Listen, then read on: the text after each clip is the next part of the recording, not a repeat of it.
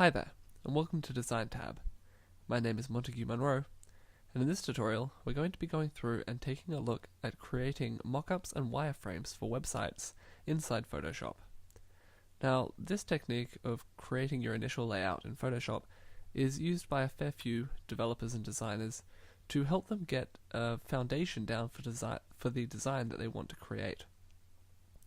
Today's tutorial will be a fairly short one, as there is not a huge amount to elaborate on this particular subject, but I will try to cover its kinks and bits as best I can and elaborate on the important parts so you can get a good idea of the best way to start creating your Photoshop mockups if you choose to.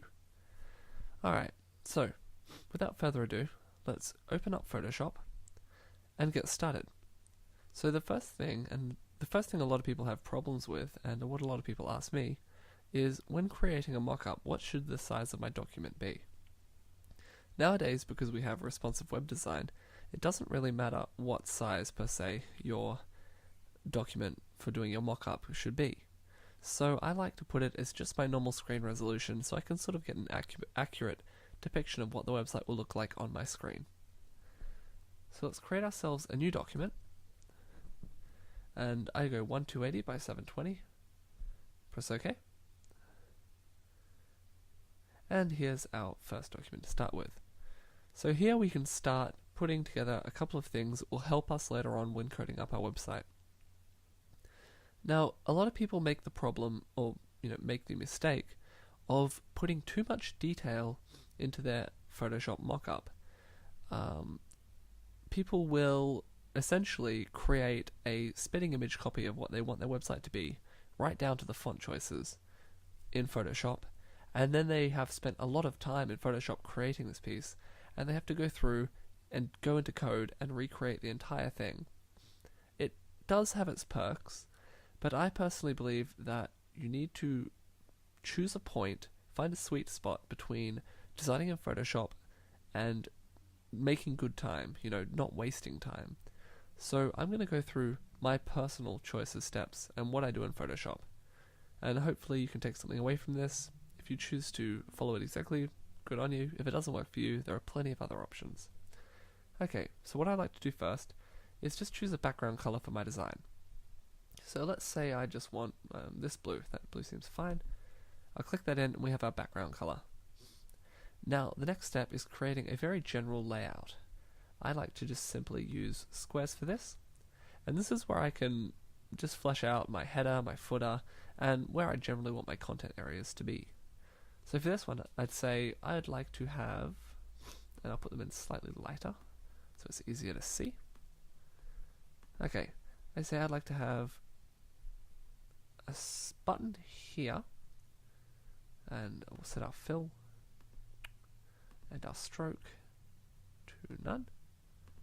Alright, so I want one button there, and a second button over here. So I want to have like two navigation buttons that cover the entire side of the screen for two very important links. Like maybe about us or prices or whatever I was going for at the time. Anyway, design choices aside, I just use these to establish where I'd want that. After that, I can say I'd like a header, and for the header, I'd just like maybe something that goes a bit like that. That looks nice to me. And then inside that, I will usually, when I want to align things, I'll use the rulers. So you can use these rulers straight from the side. If they're not visible, you can hit Control R or Command R on a Mac, and you can drag them out to help align where you want things to be.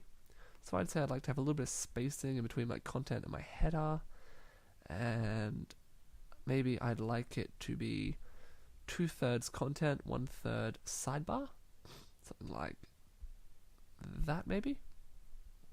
And then you can go in and add a little bit of spacing as well, like there. And just top it off by making sure you put in the footer.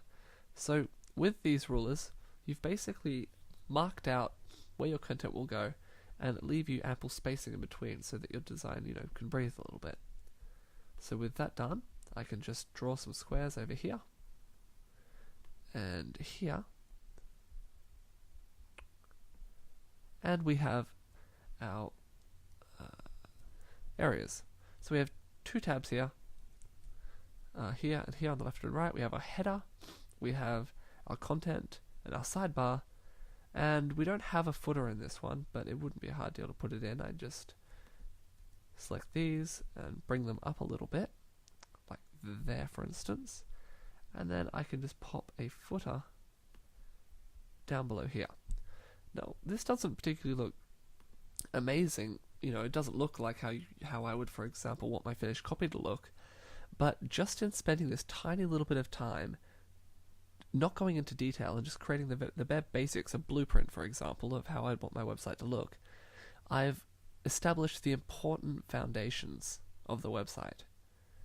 And, you know, small things like text or font choices or particular styling and borders and all that sort of stuff, this can be done in code, and it doesn't take a long time to do in code.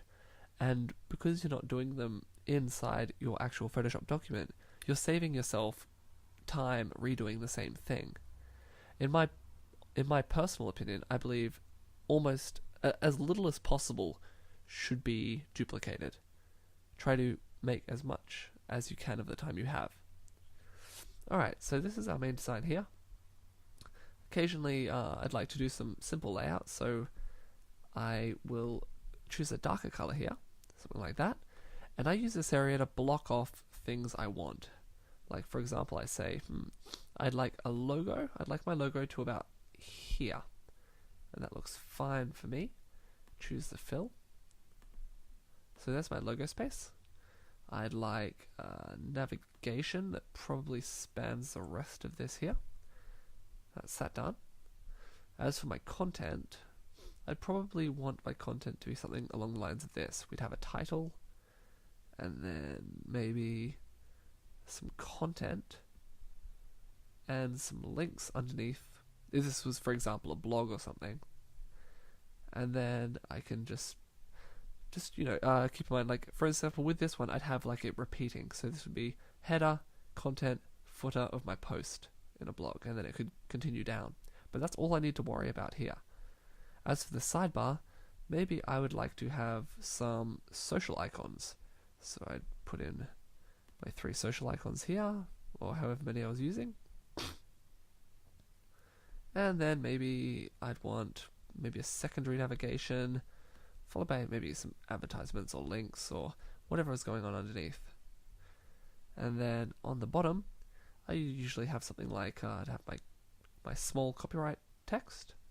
I'd have things like a link to my terms of service maybe, or my privacy policy, or whatever else I go for at the time. And if there's room left, I usually like to put a little logo in the bottom right.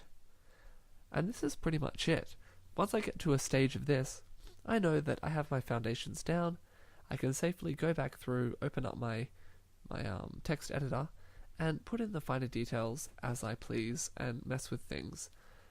For example, in the past I would go through and make a very detailed design in Photoshop, and once I was doing in the code, I found that things ended up needing to be tweaked quite a lot, and I saved a lot of time once I decided to leave the tweaking and sort of come to terms with it. This isn't for everybody, but it could help you if you decide to try it out.